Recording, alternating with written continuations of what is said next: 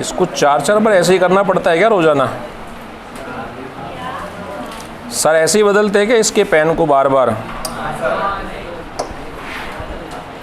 ये देखो, ये एक बार जिसको पकड़ लेता है ना उसको छोड़ता नहीं है, फिर इसका अटैचमेंट कुछ ज़्यादा ही है इससे।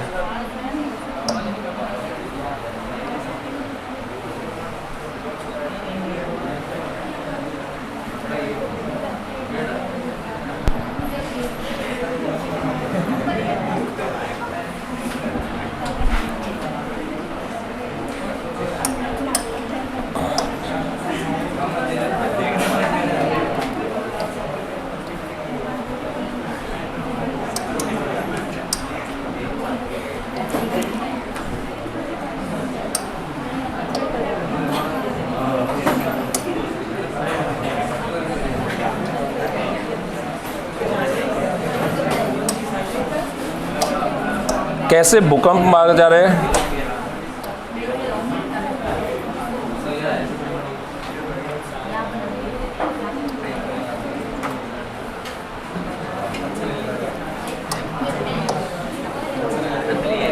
देखो भाई, ऐसा होता है हमारा नर जनन तंत्र जो है वो इस प्रकार का होता है।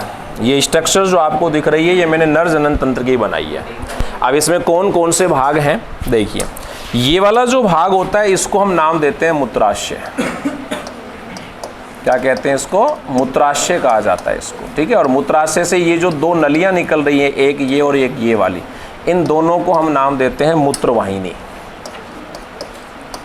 जो मूत्र को इसमें लाकर क्या करती हैं? डालती है, मूत्रवाहिनी, ठीक है। ये मूत्र को लाकर इसमें डालती है, तो मैं निशान उल्टा कर देता हूँ, ठीक है। ये मूत्र को यहाँ लेकर आती है, कभी सोचो सर यहाँ से लेके जाती है, ठीक है। उसके बाद ये जो इसके अंदर आपको जो ये स्ट्रक्चर दिख रही है इसका नाम होता है शुक्राशय। इसके अंदर नहीं होता है, अंदर तो ये बनाया हुआ है, बाकी तो इसके साइड में होता है। जैसे सामने की तरफ होता है मूत्राशय, सामने की तरफ होता है शुक्राशय और इसके पीछे कौन होता है? मूत्राशय। इस तरीके से ये दो स्ट्रक्चर्स पाई जाती है, लेकिन ये दोनों एक ही जगह पर होती है तो इसके बीच में ही बनाने को मिलती है। ये वाली जो स्ट्रक्चर है इसको हम नाम देते हैं प्रोस्टेट ग्लैंड। क्या कहते हैं इसको? प्रोस्टेट ग्लैंड के नाम से इसको क्या किया जाता है? जाना जाता है। यानी कि पूरा वो प्रोस्टेट ग्लैंड से प्रोस्टेट ही है। और उसके नीचे मैंने आपको बताया था ये दो बल्ब के जैसी संरचना होती है जिसको क्या नाम देते हैं? काउपर, या फिर इसी को नाम दिया जाता है वल्वोयूरिथ्रल।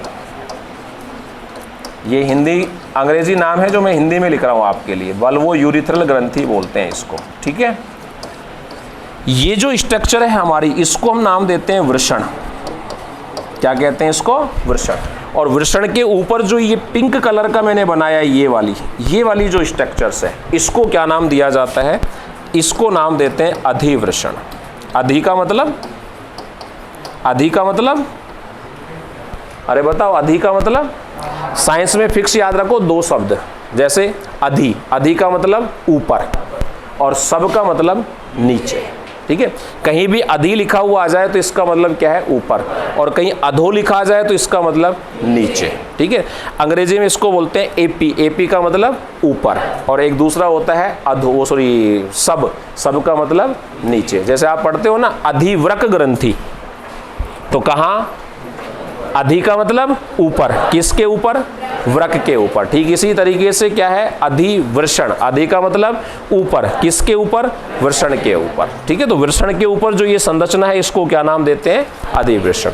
और अधिवृषण से जो ये नली निकल रही है, इस नली का नाम क्या है? शुक्रवाहिनी। इस नली का नाम क्या है? शुक्रवाहिनी होता है। ऐसी स्ट्रक्चर होती है नर जनन तंत्र की। ठीक है, बनाओ फटाफट से।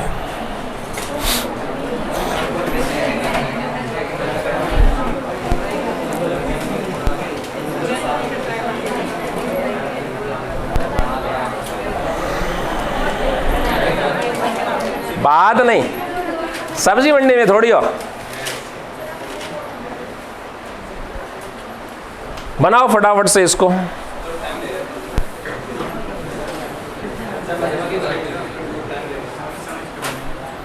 डायग्राम भी समझ समझ के बनता है क्या गधे?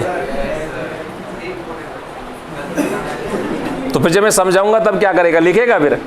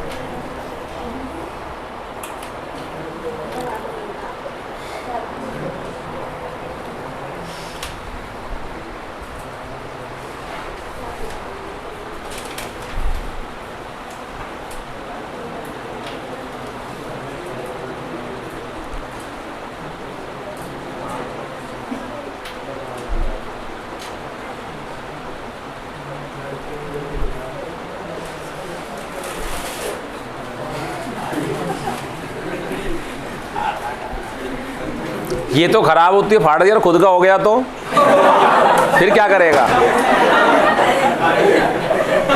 नहीं, फिर बता क्या करेगा? आमखोर।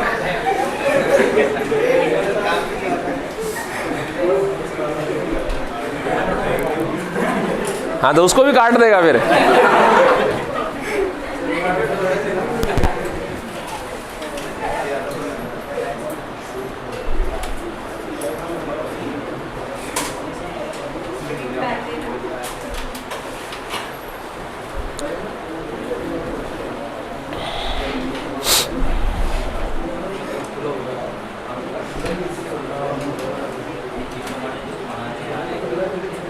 नाम आ जाने चाहिए सारे।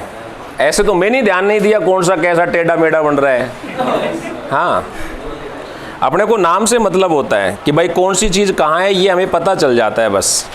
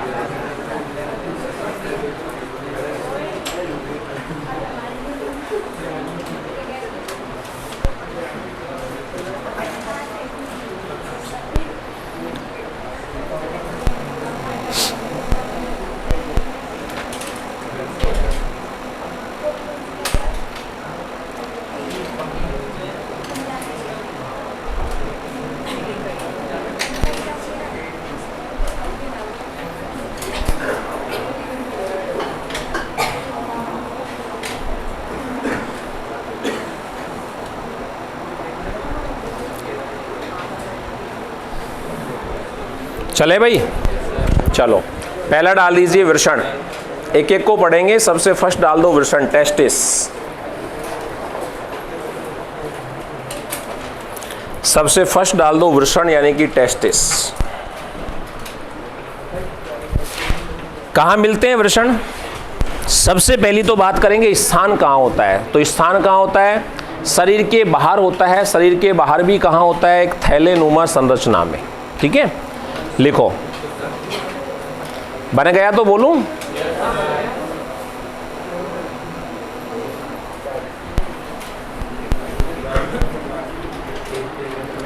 लिखो वृषण, लिखो स्थान, लिखो उदर गुहा के बाहर। उदर गुहा कौन सा हिस्सा है आपका? उदर गुहा कौन सा हिस्सा है? उदर गुहा ये वाला जो हिस्सा होता है ना, पेट वाला, इसको बोलते हैं उदर गुहा। देखो, कंधे से लेकर जहां तक पसलियां मिलती हैं उस स्थान को तो अपन बोलते हैं चेस्ट। क्या कहते हैं उसको?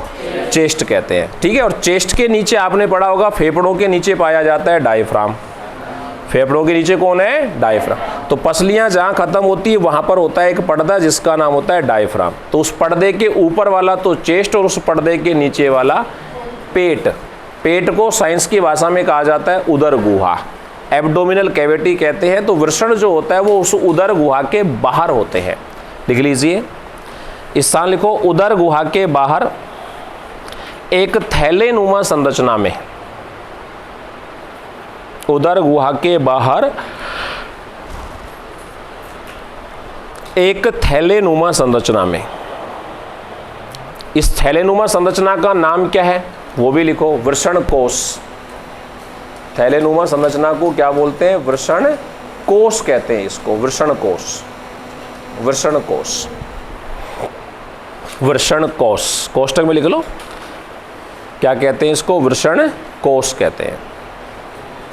हाँ, अब इंपॉर्टेंट बात यह है कि भाई ये शरीर के बाहर क्यों होते हैं? हमारे अंदर ही नहीं, किसी भी जानवर में आप देखोगे तो ये हमेशा शरीर के बाहर ही मिलते हैं। उसका कारण क्या है? उसका कारण ये है कि इनके अंतर्गत होता है शुक्राणु का निर्माण, और शुक्राणु निर्माण करने के लिए जो टेम्परेचर चाहिए होता है वो शरीर के टेम्परेचर से कम चाहिए होता है। कितना कम होता है? तो वृषण के और शरीर के टेम्परेचर में कम से कम 2 से 3 डिग्री सेल्सियस का अंतर होता है। जैसे मान लीजिए हम बात करें तो हमारी बॉडी का नॉर्मल टेम्परेचर कितना होता है? 37 डिग्री सेल्सियस, 37 डिग्री सेल्सियस। तो वृषण का टेम्परेचर कितना होगा? 35 या 34। कितना होगा? या तो 34 या फिर क्या होगा? 35, या फिर इसके बीच में 34.5 भी हो सकता है, 34.3 भी हो सकता है, 34.7 भी हो सकता है। तो 2 से 3 डिग्री का क्या होता है? सेल्सियस का फर्क होता है। नीचे लिख लीजिए, वृषण में शुक्राणु निर्माण होता है। बाकी स्ट्रक्चर पढ़ेंगे इसकी अभी। वृषण में शुक्राणु निर्माण होता है जिसके लिए निर्माण होता है, जिसके लिए आवश्यक तापमान, जिसके लिए आवश्यक तापमान शरीर के तापमान से कम, जिसके लिए आवश्यक तापमान शरीर के तापमान से कम चाहिए होता है, तापमान से कम चाहिए होता है। कितना अंतर होता है? तो अगली लाइन में वो लिखो, वृषण व शरीर के तापमान में अंतर। वृषण व शरीर के तापमान में अंतर कितना है? 2 से 3 डिग्री सेल्सियस, 2 to 3, 2 से 3 डिग्री सेल्सियस। ठीक है, अब इसके अलावा देखो, मान लो कई बार ऐसा होता है कि वृषण जो है वो शरीर से बाहर हैं, या कई बार ऐसा होता है कि जन्म से शरीर के अंतर्गत नहीं होते हैं, शरीर के बाहर ही मिलते हैं, या फिर कई बच्चों में ऐसा होता है कि शरीर के अंदर ही रह जाते हैं। तो क्या ये हमेशा शरीर से बाहर ही होते हैं भाई? नहीं।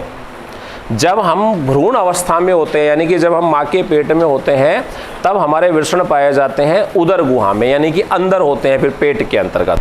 लेकिन जब जन्म होने वाला होता है उससे 21 दिन पहले, कितने दिन पहले?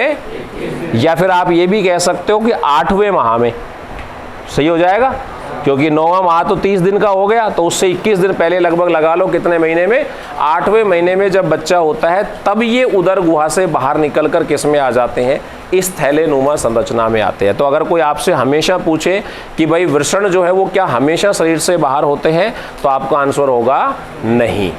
नहीं तो कब होते हैं, तो ध्यान रखना कि जब हम माँ के पेट में होते हैं तब तो कहाँ होते हैं, ये उदर गुहा में होते हैं, और जब जन्म होने वाला होता है तो उससे 21 दिन पहले ये कहाँ आ जाते हैं, वृषण कोश में आ जाते हैं। लिखो नीचे, भ्रूण अवस्था में उदर, भ्रूण अवस्था में वृषण, भ्रूण अवस्था में वृषण उदर गुहा में होते हैं।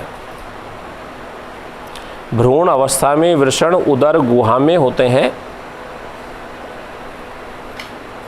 उदर गुहा में होते हैं,